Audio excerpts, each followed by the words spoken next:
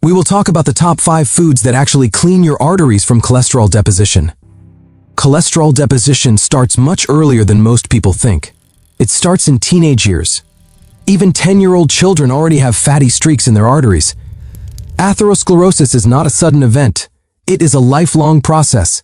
It begins when low-density lipoprotein cholesterol, the so-called bad cholesterol, enters the artery wall. If it is elevated for years, it penetrates the inner layer of the vessel. The immune system reacts. Macrophages come to clean this invader. They swallow the cholesterol, but they die there, inside the wall, like soldiers on a battlefield. Dead cells accumulate. Inflammation increases. The plaque grows. The body tries to protect itself. It builds a fibrous cap over the plaque. But silently, underneath that cap, the cholesterol core enlarges. Inflammatory cells release enzymes that weaken the cap. One day, it ruptures. The body sees rupture as damage. Platelets rush to the site. A blood clot forms. The artery can suddenly become totally occluded. Blood flow stops. Myocardial infarction, stroke, sudden collapse, and here is the most dangerous part. Before rupture, the artery may have been narrowed only 40 to 60%. Blood was still flowing. The person felt fine. No warning. Then rupture. Then clot. Then catastrophe. This process takes around 20 years. It is silent, but there are signals. In men under 50, erectile dysfunction is an early vascular warning. Penile arteries are smaller than coronary arteries. A small plaque causes symptoms earlier. It may appear 3 to 5 years before a heart attack. If you get tired easily compared to your peers, microvascular dilation may already be impaired. If C-reactive protein is above 2 milligrams per liter, risk doubles. It reflects vascular inflammation. If low-density lipoprotein cholesterol stays between 130 and 160 milligrams per deciliter for decades, cumulative damage builds. If systolic blood pressure stays around 130 millimeters of mercury for 10 years, arterial injury progresses. If fasting glucose is above 100 milligrams per deciliter, if triglycerides are above 150, if abdominal obesity is present, if there is family history, these are signals.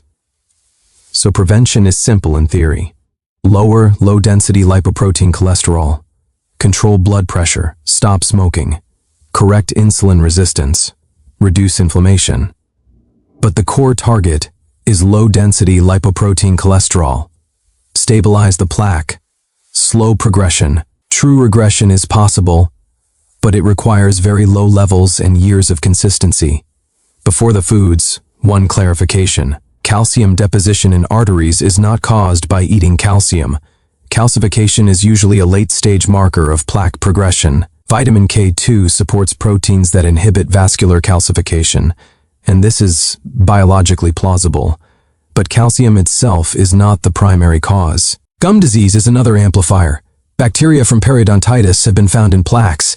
It increases risk, but it is not the primary driver. Now, the foods. The first is extra virgin olive oil, but olive oil works only when it replaces saturated fat. If you remove butter, lard, fatty red meat, processed meat, coconut oil, palm oil, cream, and high-fat cheese, and you replace them with olive oil, then low-density lipoprotein cholesterol decreases significantly.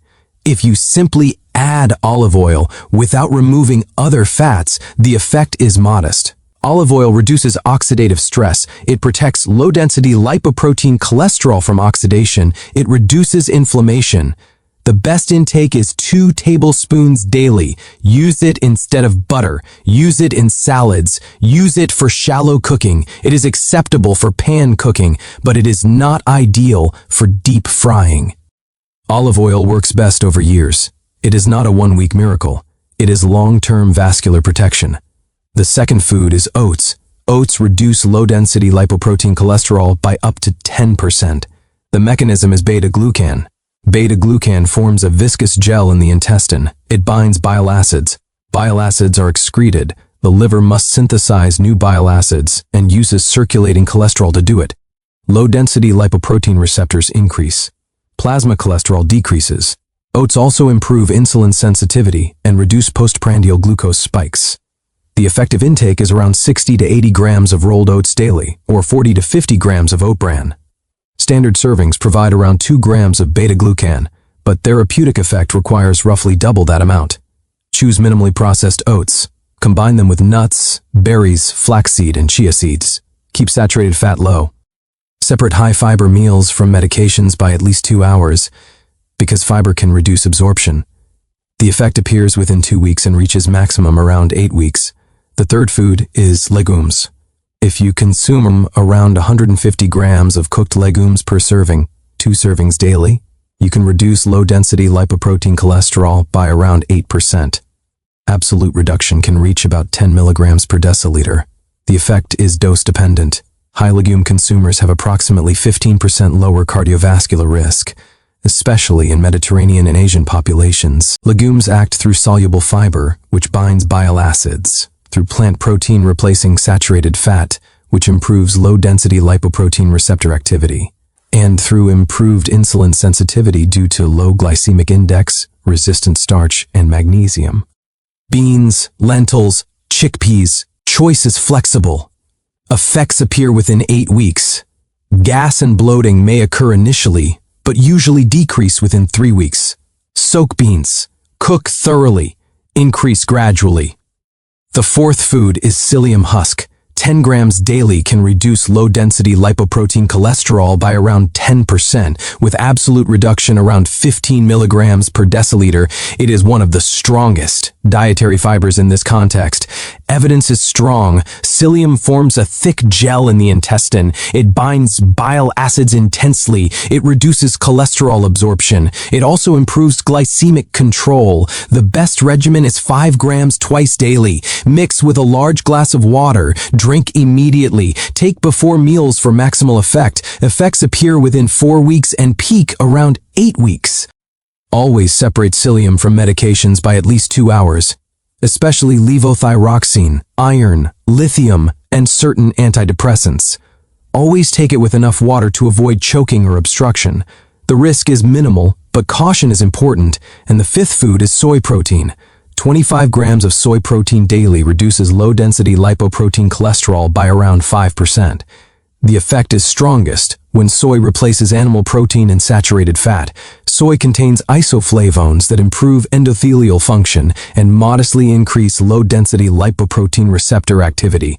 It reduces hepatic cholesterol synthesis and increases clearance. To reach 25 grams of soy protein, you need roughly 250 grams of tofu or around 600 milliliters of soy milk, depending on the product. Soy is generally safe, but if you take levothyroxine, separate soy intake by several hours because it can reduce absorption. These 5 foods do not work in isolation. They work when low-density lipoprotein cholesterol is persistently reduced. They work when saturated fat is limited. They work when blood pressure and glucose are controlled. Atherosclerosis develops silently for 20 years. Prevention also requires years. But this is realistic. Stabilization is realistic. Regression is possible.